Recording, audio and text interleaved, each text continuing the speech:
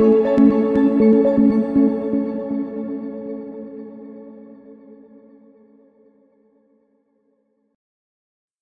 multilingual education helped Cambodia boost Indigenous student enrollment. Cambodia has had a tragic past, including a genocide and over a decade of civil war. However, since the mid-1990s, there has been relative peace, stability, and rapid development. Cambodia has made impressive progress rebuilding its education system and committing to universal educational access. By 2008, enrollment rates across Cambodia had risen to 92%. However, Indigenous ethnic minority children in the remote villages of the northeastern provinces proved hardest to reach, in large part due to language barriers. To address this, the Ministry of Education, Youth, and Sport adopted a model of multilingual education in collaboration with NGOs such as ICC, CARE, UNESCO, and UNICEF, and with local Indigenous community leaders. In basic terms, multilingual education means that instruction is conducted through 2 or more languages. Original versions of multilingual education in Cambodia were non-formal programs held in the evenings to help adults and children develop literacy skills in their Indigenous languages and the official national language, Khmer.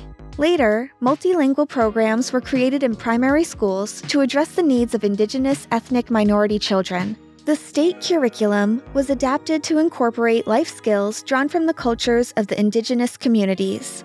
Wayne Wright, Sylvicheth Bon, and Virek Chan at Purdue University and Salem State University studied the adoption and expansion of multilingual education programs in Cambodia. By conducting interviews, analyzing policy documents, and observing classrooms in multilingual primary schools, they sought to identify the successes and challenges of the program implementation, the nature of teaching and learning, and the nature of Khmer and Indigenous language use. They found the program has experienced several challenges. While many ethnic minority teachers have been trained, recruitment and retention has been difficult. Indigenous farming cycles are not aligned with the school calendar, leading to student absences. Other challenges include low teacher salaries, overcrowded classrooms, poor conditions of school buildings, and lack of materials. Also, Indigenous language instruction is restricted to just 3 years, because the program is designed to quickly transition children to Khmer. Despite these challenges, the program has achieved many of its aims. Most significant has been increased enrollment, regular attendance, and reduced dropout rates of Indigenous children. There has been a large increase in the number of schools opening in villages that never had a school before. Multilingual schools have contributed to the maintenance of Indigenous cultures and languages.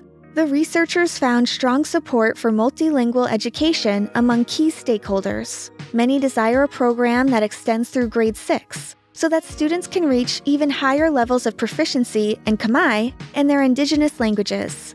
Overall, Cambodia's multilingual program has experienced overwhelming success. By 2018, it had provided quality education to nearly 5,000 Indigenous students. Dedicated teachers made use of limited resources to effectively engage Indigenous children. They taught with confidence and fidelity to the multilingual education model. Wright, Bun, and Chan's research demonstrates that multilingual education is an effective approach to providing equitable educational access for Indigenous ethnic minority students.